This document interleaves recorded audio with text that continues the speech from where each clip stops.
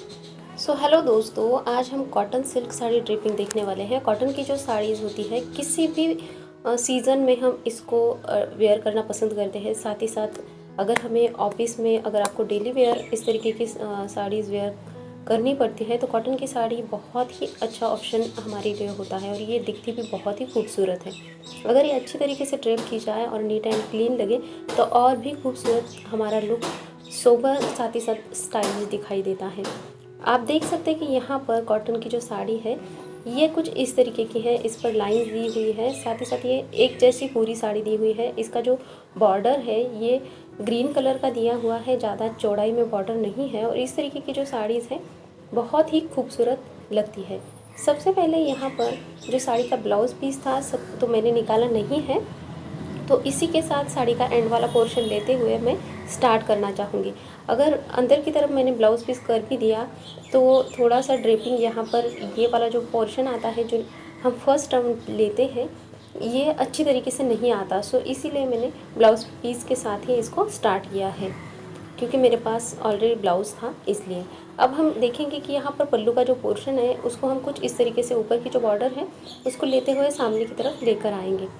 अब पल्लू का जो पोर्शन है वो बनाने के लिए अलग अलग तरीके से हम बना सकते हैं, लेकिन देखिएगा यहाँ पर हम कुछ इस तरीके से इसको अच्छे से अरेंज कर लेंगे। अगर आप ज़्यादा चौड़ाई में इसकी प्लीट्स को अरेंज करना चाहते हैं तो भी अच्छी बात है, और अगर कुछ इस तरीके से अगर आप मैंने जिस तरीके से अभी यहाँ पर बनाया है उस तरीके से अगर आप थोड़ी कम चौड़ाई में बनाते हैं तो एक लुक जो है आपका थोड़ा टॉल और स्लिम दिखाई देने में हेल्प होती है। अगर आपको थोड़ी चौड़ाई में ज़्यादा पसंद है तो आप उस तरीके से भी रख सकते हैं, लेकिन यहाँ पर अगर हमें नीट एंड क्लीन लुक चाहिए तो मैं कुछ इसी तरीके से इसको थोड़ा सा अच्छी तरीके से प्लेन तरीके से नीट एंड क्लीन पल्लू बनाना चाहूँगी और थोड़ा छोटा ही रखूँगी, यानी कि चौड़ाई में छोटा। लंबाई में तो हमें अच्छी तरीके से लंबाई में हमें रखना है। अगर लंबाई में ज़्यादा रखेंगे तो कॉटन की जो साड़ी है इसकी वजह से और भी हमारा जो लुक है वो स्टाइलिश दिखाई देगा और टॉल भी दिखाई देगा।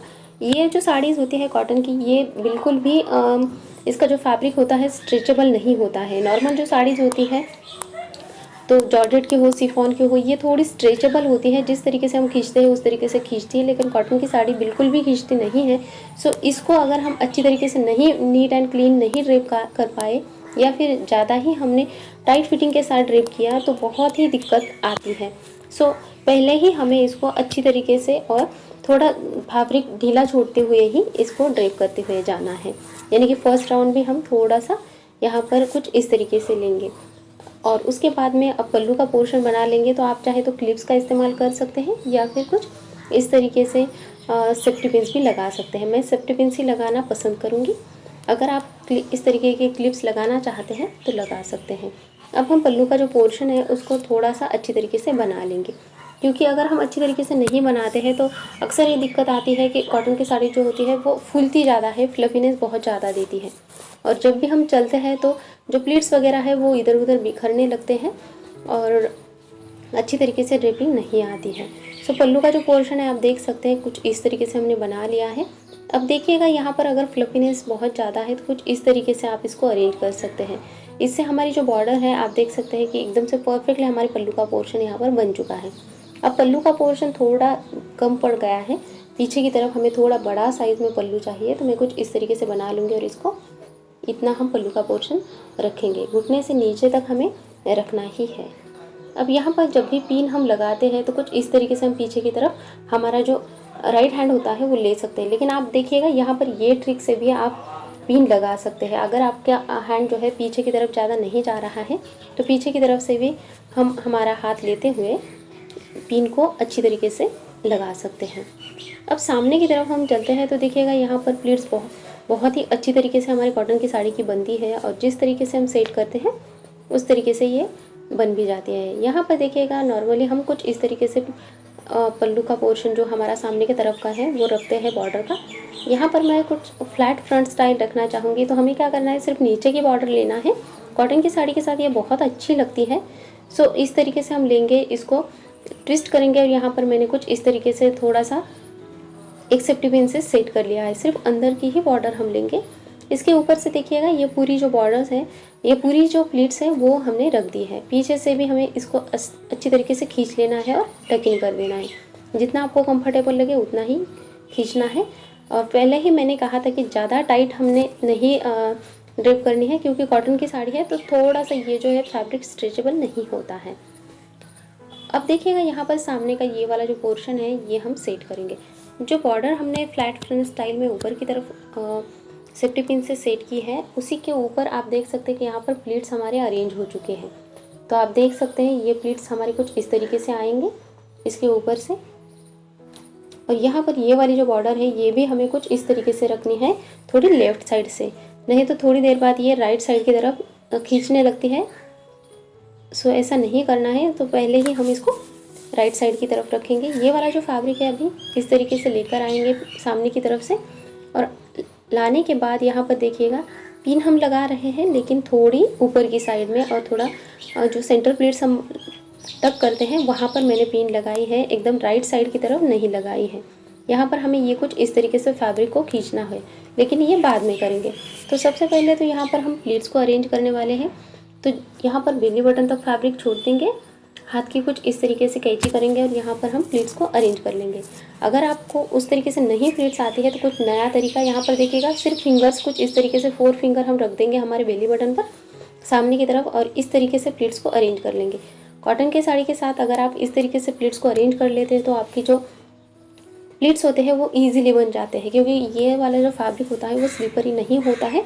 और इस तरीके से हमारे जो प्लीट्स है वो भी हम कम ज़्यादा भी कर सकते हैं। और जिनको बनाना नहीं आता है प्लीट्स अरेंज करना, सो इस ट्रिक से आप बना सकते हैं। अंदर की तरफ एक प्लीट का फैब्रिक छोड़ देंगे और सामने से अब हम इस तरीके से थोड़ा सा सेट कर लेंगे।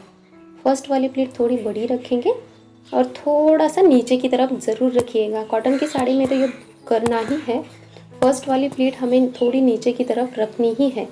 बाकी की जो प्लीट्स है इसके अकॉर्डिंग इसको थोड़ा नीचे रखिएगा, नहीं तो कॉटन की साड़ी में हमारे जब भी हम ड्रेप करते हैं तो ये दिक्कत आती ही है कि हमारी जो साड़ी है राइट की तरफ से नीचे से थोड़ी ऊपर की तरफ चली जाती है। सो ये इसी की वजह से होता है, क्योंकि फर्स्ट वाली जो प्लीट होती है अगर हम बाकी के प्लीट्स के अकॉर्डिंग ही रखते हैं तो ये ऊपर की तरफ ही जाएगा नीचे से फैब्रिक, क्योंकि फैब्रिक खींचता है, ये फैब्रिक स्ट्रेचेबल नहीं होती है।